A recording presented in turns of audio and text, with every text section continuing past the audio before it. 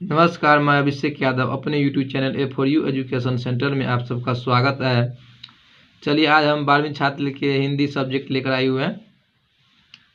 चलिए देखिए, इसे पिछले वाला वीडियो में हम 4 चैप्टर बाय चैप्टर ऑब्जेक्टिव कराए हुए हैं। आज इस वीडियो में हम 5वां चैप्टर से चैप्टर बाय चैप्टर ऑब्जेक्टिव करवाएंगे। चलिए देखिए, 5वां चैप्टर चालू करते हैं। 5वां चैप्टर का क्या नाम है? रोज। क्या नाम है? रोज। रोज देखिए, रोज शीर्षक के निबंध के लेखक कौन है? अयज्ञ है। छोड़ा हुआ रास्ता की कहानी के लेखक अयज्ञ जी हैं। अयज्ञ की कौन सी कहानी ग्रेगिन शीर्षक के नाम से प्रसिद्ध है? तो रोज के नाम से प्रसिद्ध है। अयज्ञ मूलतः क्या थे? तो कवि थे। रोज कहानी की नायिका कौन है? तो मालती है। नायिका समझते हैं ना, हीरोइन।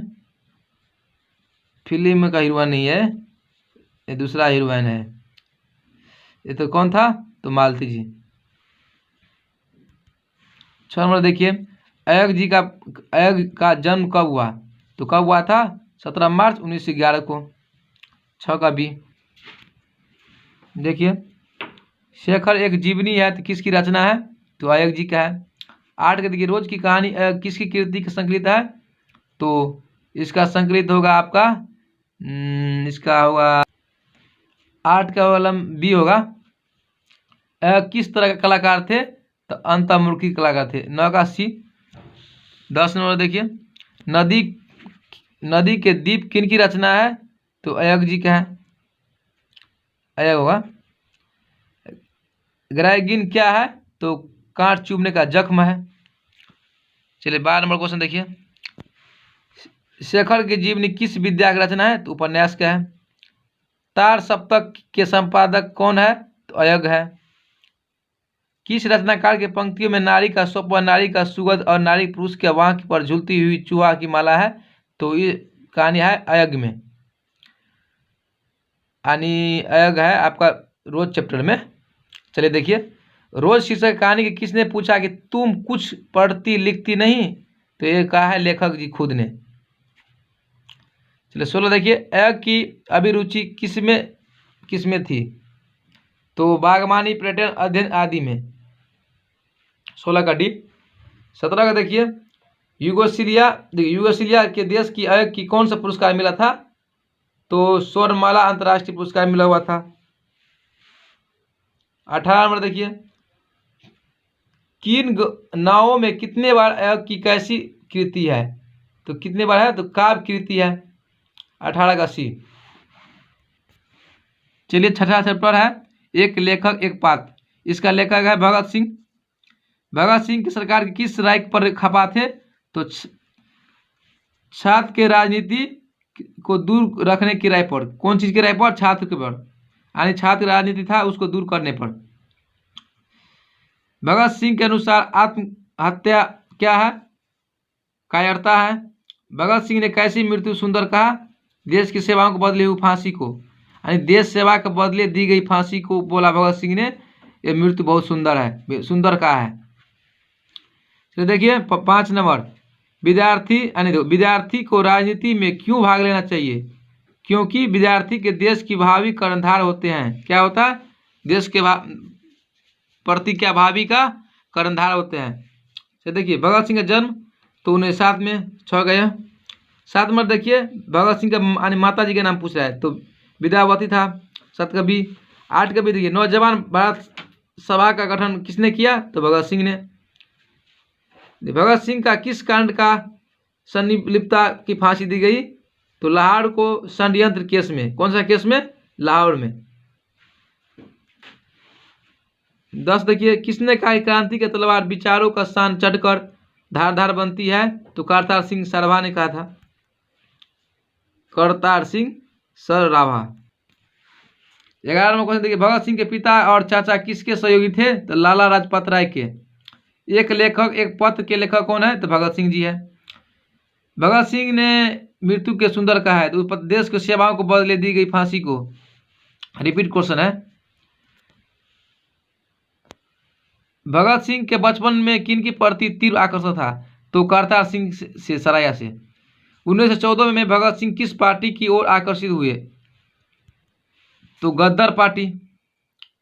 15 के 16 देखिए, सरदार भगत सिंह ने मन पर किनकी कुर्बानी को गहरा असर पड़ा? तो करतार सिंह सराया की निर्भीक कुर्बानी का असर पड़ा हुआ था। सराया की फांसी के समय भगत सिंह कितने साल का था? तो 8 वर्ष का। भगत सिंह किस उम्र में क्रांतिकारी गतिविधियों को सक्रिय हुए? तो 12 वर्ष में, यानी 8 साल में वो जब सराया का फांसी चढ़ा तो 8 वर्ष का था, और 4 साल के बाद वो क्रांतिकारी की गतिविधियों को सक्रिय हो गया। 8 4 12, तो इसमें क्या होगा 12 वर्ष। भगत सिंह कहाँ का मिट्टी के लेकर क्रांतिकारी बने, यानी मिट्टी के लेकर क्रांतिकारी बन गया? तो जलियांवाला बाग हत्याकांड कब हुआ है? सबको पता होगा, 13 अप्रैल 1919। कहाँ पर हुआ था? अमृतसर में। 20 को देखिए, सुखदेव के साथ भगत सिंह ने किस विषय पर चर्चा की? तो आत्महत्या पर। देखिए 7वां चैप्टर ओ सदा नीरा। तो ओ सदा नीरा के लेखक कौन है? तो जगदीश चंद्र माथुर जी ने है। जगदीश चंद्र माथुर मूलतः क्या था? नाटककार था। क्या था? नाटककार। ध्यान से देखिए, ऑप्शन में थोड़ा कहानीकार दिया हुआ है, निबंधकार दिया हुआ है, उपन्यासकार दिया हुआ है, तो इसमें जगदीश चंद्र जी नाटककार था। ओ सदानंद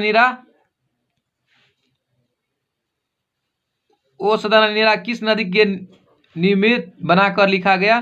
तो गंडक। ओ सदानंद नीरा निबंध बिहार किस क्षेत्र की संस्कृति पर लिखी गई? तो चंपारण पर। 4 का ये। 5 देखिए, पुंडलिक जी कौन थे? तो शिक्षक थे। चंपारण क्षेत्र में बाढ़ का मुख्य कारण क्या है? जंगलों का काटना, यानी पेड़ पौधा काटने के कारण चंपारण क्षेत्र में बाढ़ आता है, मुख्य वही कारण है। 7 देखिए, इनमें से कौन सी रचना जगदीश चंद्र माथुर का है? तो सदा नीरा है। भोर का तारा किन की रचना है? तो जगदीश चंद्र माथुर जी का। और इसमें पूछा जन्म कहाँ हुआ था और कब हुआ था? तो शाहजहांपुर पर यूपी में हुआ था 16 जुलाई 1917 को। देखिए, ओ सदा नीरा निबंध का जगदीश चंद्र माथुर की रचना लिया गया है। कौन सी रचना लिया गया है? तो बोलते छन का। 10 का ये, गांधी जी ने चंपारण में कितने आश्रम विद्यालय की स्थापना की? तो 3 ठो को। कितना को? 3 को। 11 का बी। देखिए, गांधी जी के अनुसार शिक्षा का मतलब क्या है? तो बौद्धिक एवं चारित्रिक विकास।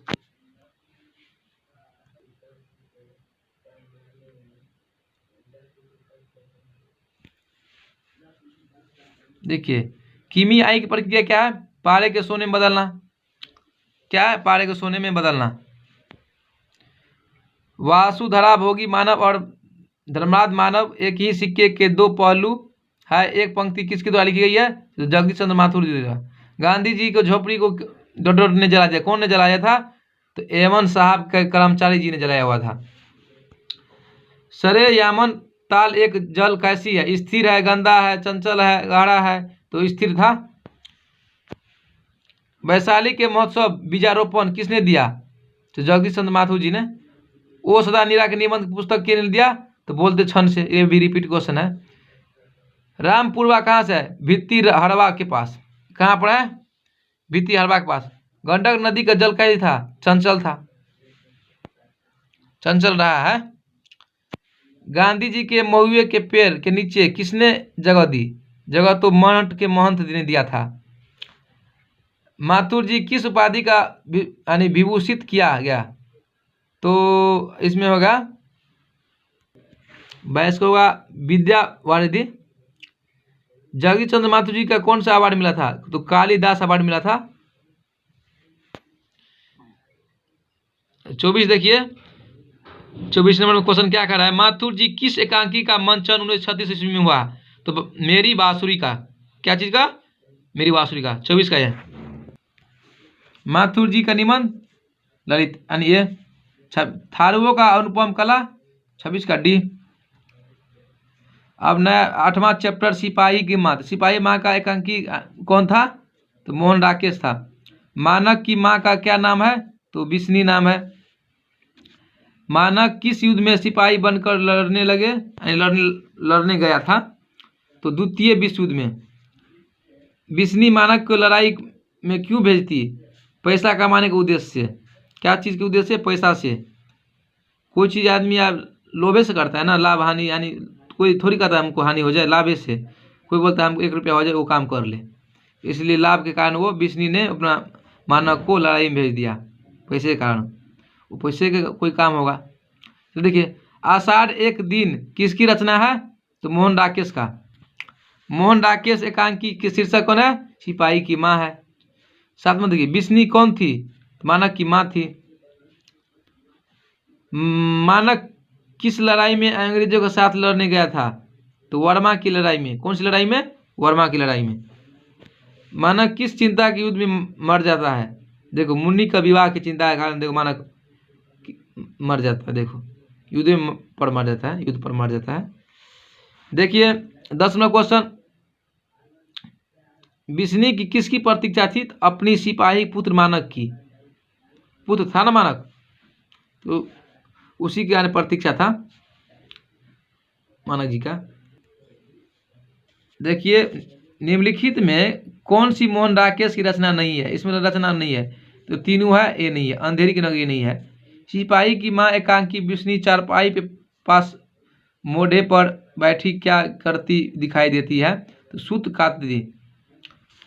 देखिए पंजाब की भाषा और लिपि समस्या के लेखक की रचना कौन है? तो मोहन राकेश जी।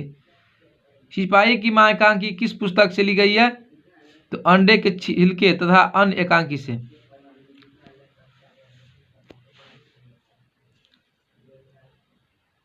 निमंत्री कौन थी? तो बिस्नी की बेटी थी। सिपाही की माँ एकांकी का कथा वस्तु है? तो निम्न वर्ग में। कौन वर्ग में? निम्न वर्ग में। आखिरी चट्टान तक किसके द्वारा लिखी गई यात्रा वृत्तांत है? तो मोहन राकेश द्वारा। 17 का यह। मानव क्या करता है? सेना का सिपाही है। मानव क्या करता है? मानक सेना का सिपाही था। चौधरी के कथानुसार मोटर गाड़ी कहाँ नहीं जाती? तो वर्मा तक नहीं जाती थी। मुन्नी के हाथ पीले करने के बाद कौन कहती है? कुंती जी कहती है। देखिए नया नवा चैप्टर का नाम है प्रगीत और समाज। प्रगीत और समाज के लेखक कौन है? तो नामवर सिंह है। देखो हम इससे पिछले वाले वीडियो में हिंदी का फर्स्ट वीडियो जो डाले उसमें हम लेखक का पूरा डिटेल में नाम बताए हुए हैं। और लेखक के नाम से सबको पता होगा कितना क्वेश्चन एग्जाम में आता है। 10 से 12 क्वेश्चन तो फिक्स है, प्रत्येक साल आता है। और इस साल तो लमसम में 10 से 12 क्वेश्चन आएगा। अब तो डबल ऑब्जेक्टिव कर दिया ना, यानी शॉर्ट ऑब्जेक्टिव पूछेगा, 50 को जवाब देना है। तो अच्छा से मार्किंग उठाइए। धमाका ऑफर दिया हुआ बिहार बोर्ड ने, ये सब धमाका ऑफर है ना। थोड़ा सा मेहनत कर लीजिए, अच्छा मार्क आ जाएगा। कमजोर से कमजोर विद्यार्थी सब फर्स्ट डिवीजन आता है, इसमें क्या है। और अच्छा से अपना लोग तैयारी कर लिए तो 4 से प्लस पक्का आएगा, क्यों ना आएगा। इसी तरह आप वीडियो में लगे रहिए, सारा सब्जेक्ट ऑब्जेक्टिव हम बताएंगे। चलिए देखिए नामवर सिंह किस कृति के साहित्य पर अकादमी पुरस्कार मिला? तो कविता के नए यानी प्रतिमान पर। देखिए प्रगीत समाज क्या है? निबंध है। नामवर सिंह के गुरु कौन था? हजारी प्रसाद द्विवेदी जी था। प्रगति कैसी काव्य है? आत्मपर्व काव्य था। 6 देखिए नामवर सिंह का जन्म कहाँ हुआ था? जीवनपुर में। नामवर सिंह किस पत्रिका का संपादक था? तो आलोचना का। 8 में देखिए मानी परिगीतात्मकता का अर्थ क्या है आलोचक का दृष्टि से? तो एकांत गीत है। नामवर सिंह का ललित निबंध कौन सा है? बकलम खुद। प्रगीत समाज निबंध में किस निबंध संग्रह से लिया गया है? तो आपको इसमें वाद विवाद संवाद से। क्या चीज से? वाद विवाद संवाद से। देखिए कविता जो कुछ कह रही है उसे सिर्फ वह समझ सकता है जो इसके एकाकीपन में मानव की आवाज सुन सकता है। किसका कथन है? थियोडोर एडोनो का। देखिए चरम व्यक्तित्व की परम सामाजिकता की पंक्ति, इसमें आंसर क्या सी होगा? 12 का सी। 13 देखिए यथार्थ इस लेन देन के नाम से संसार या पंक्ति किसके द्वारा लिखी गई है? तो नामवर सिंह। नामवर सिंह का जन्म कितना उसमें था? तो 1927 में 28 जुलाई को। इसका 14 का राइट आंसर ये। 15 देखिए नामवर सिंह किस पत्रिका के संपादक थे? आलोचना का। 16 देखिए हिंदी विकास के अपभ्रंश योगदान किन की कृति है? त्रिभुवन सिंह का 16 का डी। आचार्य रामचंद्र शुक्ल की काव्य का सिद्धांत के आदर्श क्या थे? तो प्रबंध काव्य थे। 17 के। देखिए अब 10वां चैप्टर झूठन है। झूठन ओम प्रकाश वाल्मीकि की रचना झूठन। ओम प्रकाश ने किस नाट्यशाला की स्थापना की? तो मेघदूत का। क्या चीज का? मेघदूत का। झूठन ने हेडमास्टर का क्या नाम है? कालीराम। ओम प्रकाश की आत्मकथा का क्या नाम है? झूठन। दलित साहित्य का सौंदर्यास्त्र शास्त्र किसकी कृति है? सौंदर्य शास्त्र किसकी कृति है? तो कृष्णमूर्ति का। नहीं, कृष्णमूर्ति नहीं होगा, ओम प्रकाश वाल्मीकि जी होगा। 5 का सी। देखिए इनमें से कौन ओम प्रकाश वाल्मीकि की रचना है? तो झूठन है। ओम प्रकाश वाल्मीकि का जन्म कहाँ हुआ था? तो बयला तो यूपी में। झूठन का क्या है? तो आत्मकथा है। 9 का देखिए इसका ओम प्रकाश वाल्मीकि किस वर्ष का क्रम में सम्मान दिया? तो 2000 में। ओम प्रकाश वाल्मीकि क्या चाहते थे? इसका राइट आंसर ए होगा। एक रोज ओम प्रकाश वाल्मीकि किस हेडमास्टर ने कमरे को बुलाया? कालीराम को। हेडमास्टर कालीराम का कथनानुसार वाल्मीकि जी को खानदानी काम क्या थी? सफाई करना। किसने लपककर वाल्मीकि जी का गर्दन दबोच ली? हेडमास्टर कालीराम ने। रोते रोते मैदान को झाड़ू लगने लगा तो ओम प्रकाश वाल्मीकि ने। कौन प्यार से वाल्मीकि को मुंशी को कहा करते थे? पिताजी ने। किसने गाली देकर कालीराम को धमकाया? हेडमास्टर बाबूलाल ने। ओम प्रकाश वाल्मीकि के हाथ झाड़ू किसने छीनकर फेंक दी? बाबूलाल जी ने। चलिए 11 नंबर चैप्टर हंसते हुए मेरा अकेलापन। चलिए देखिए हंसते हुए मेरा अकेलापन के लेखक मलयज। मलयज की किस दौर कवि है? तो नई कविता का अंतिम दौर। मलयज का मन का कूड़ा किसे कहते हैं? डायरी को। मलयज किस कर्म के बिना मानवता की अधूरी मानते हैं? तो रचनात्मक कर्म द्वारा। हंसते हुए मेरा अकेलापन का विद्या की रचना डायरी। मलयज का मूल नाम क्या है? भरत श्रीवास्तव। भरत जी श्रीवास्तव।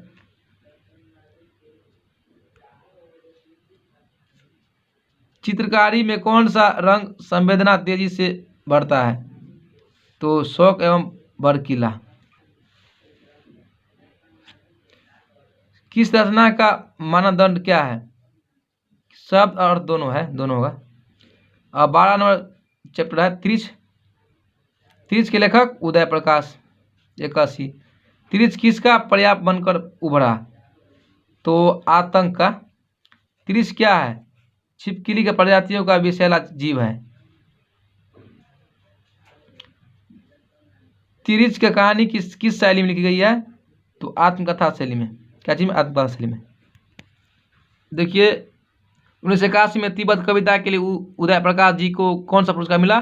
भारत भूषण अग्रवाल पुरस्कार। सुनो कारीगर किसकी रचना है? तो उदय प्रकाश का। चांदी रात में ओस और शीत होती है तो किसका? अमृत का। कहानी का शिल्प का अंतर्गत क्या नहीं आता है? तो अलंकार नहीं आता है। देखिए 13 नंबर शिक्षा है। शिक्षा में देखिए शिक्षा पाठ का रचयिता कौन है? कृष्णमूर्ति जी है। जय कृष्णमूर्ति की शिक्षा की कृति क्या है? सभा यानी संभाषण है। संभाषण है। बचपन में कैसे वातावरण रहना का आवश्यक है? स्वतंत्र। क्या स्वतंत्र होना चाहिए ना बचपन में? सब थे बचपन में स्वतंत्र ना। मेघा कहाँ के नहीं हो सकती है? मेघा कहाँ नहीं हो सकती है? जहाँ भय हो। कृष्णमूर्ति इनमें कौन रचना है? शिक्षा है। कृष्णमूर्ति जन्म कहाँ हुआ था? आंध्र प्रदेश में हुआ था। यानी कि कृष्णमूर्ति जी का उद्देश्य क्या था? उपयुक्त सभी था। देखिए 7 में डी होगा, टोटल था ए और बी सी 3 होगा। जीवन क्या है? असीम है, अद्भुत है, आगध है, सभी है। चलिए आज हम हिंदी पेपर का गद्यखंड खत्म कर दिए और नेक्स्ट वीडियो में हम पदखंड का ऑब्जेक्टिव चैप्टर बाय चैप्टर करवाएंगे। इसी तरह जुड़ने के लिए धन्यवाद। आप लोग पूरा फुल सपोर्ट कीजिए।